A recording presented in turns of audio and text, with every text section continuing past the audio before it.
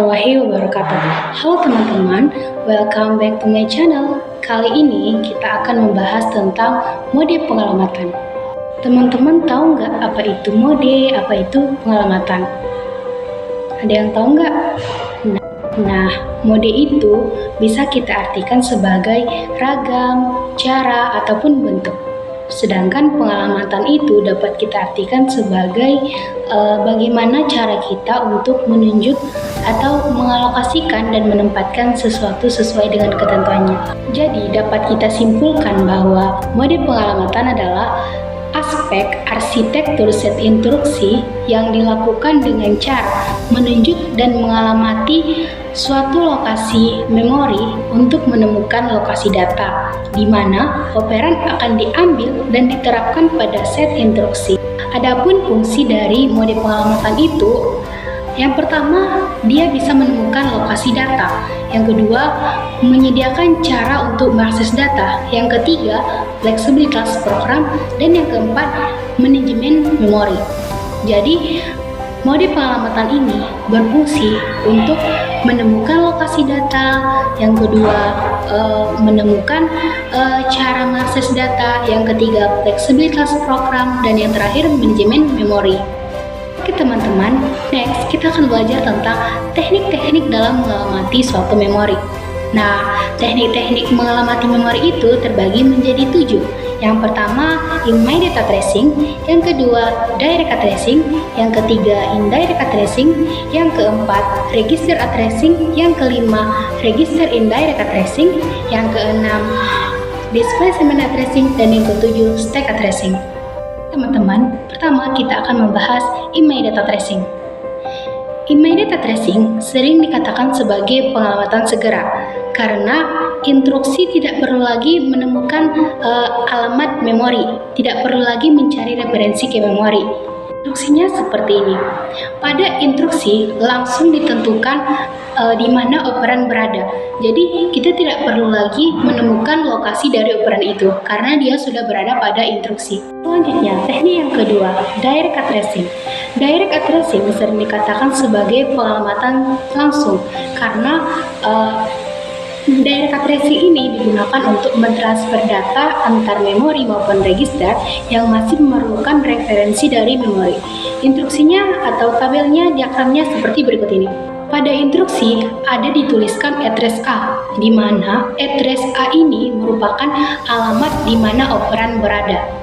Jadi A merupakan alamat di mana operan berada.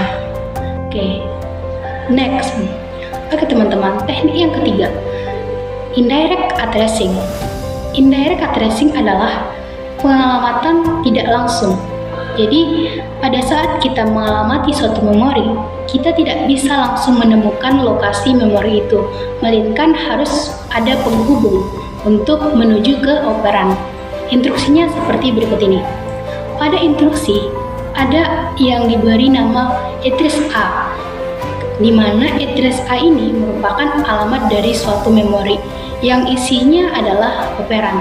Jadi, pertama, address A ini adalah alamat dari memori.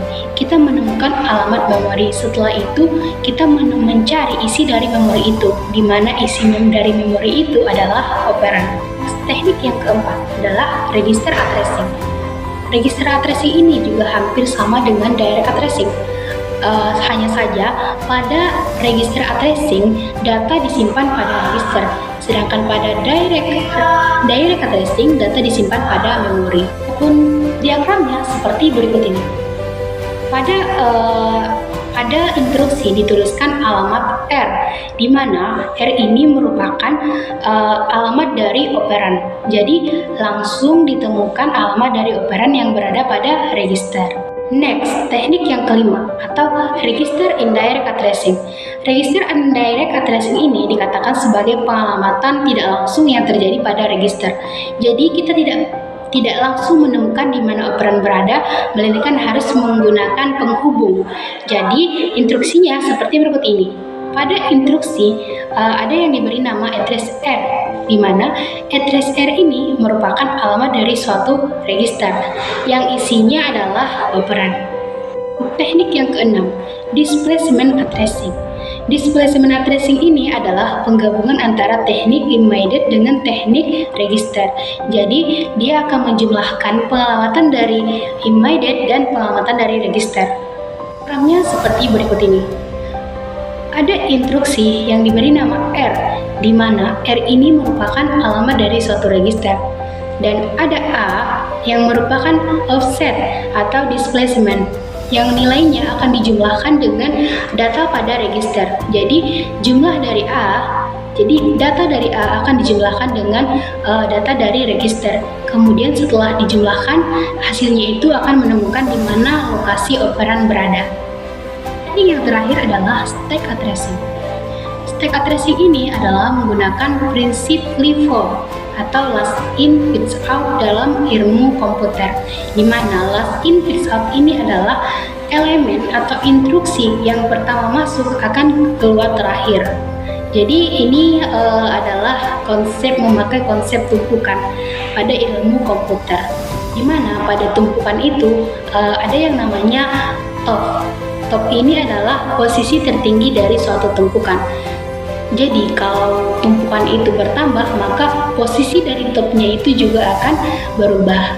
Semakin tinggi tumpukan, maka semakin tinggilah top dari suatu tumpukan itu. Nah, diagramnya seperti berikut ini. Pada tumpukan, ada yang dinamakan dengan top, di mana top ini adalah posisi tertinggi dari suatu stack. Nah, jadi instruksi akan mengikuti posisi dari top. Jika posisi top berubah pada tumpukan, maka posisi instruksi juga akan berubah. Maka instruksi juga akan berubah sesuai dengan posisi dari top. Oke teman-teman, selanjutnya kita akan membahas implementasi mode pengalamatan pada set instruksi. Di mana pada set instruksi itu ada yang simbol-simbol simbolik seperti add, kemudian div, sub, move, load, dan lain sebagainya. Yang fungsinya itu adalah ada add itu fungsinya tambahkan, ada sub kurangkan, div bagi, mp kali, dan lain sebagainya.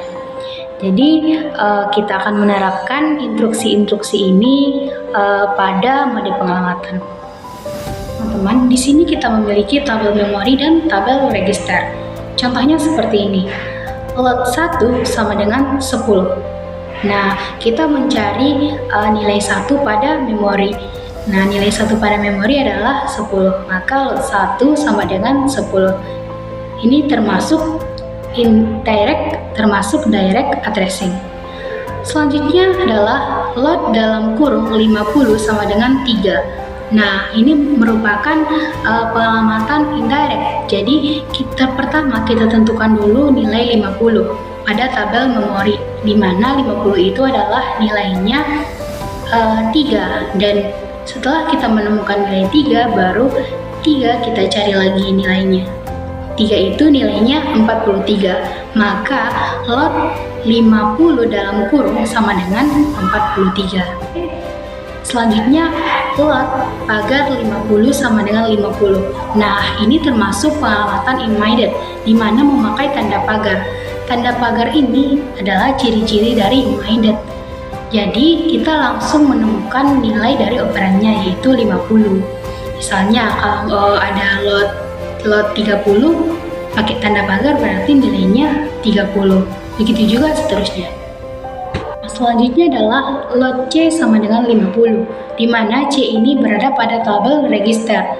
C ini nilainya 50, maka load C sama dengan 50. Ini hampir sama dengan direct addressing, tapi direct addressing kita cari datanya pada memori, sedangkan register addressing kita cari pada datanya pada register. Lanjut, load dalam kurung D sama dengan 7. Nah, pertama kita cari dulu nilai dari D, di mana nilai D itu adalah 51. Nah, setelah itu nilai 51 kita cari pada tabel memori, yang nilainya adalah 7. Maka load D dalam kurung sama dengan 7. Yang terakhir adalah load D dikurang 1, di mana D itu adalah nilainya 51. 51 dikurang 1 sama dengan 50. Kemudian kita carilah nilai 50 pada tabel memori, di mana nilainya adalah 3. Maka load D dikurang 1 sama dengan 3. Oke, selanjutnya adalah stack addressing. Nah, stack addressing ini adalah memakai konsep LIFO, last in first out. Contohnya, kita memasukkan elemen pada tumpukan.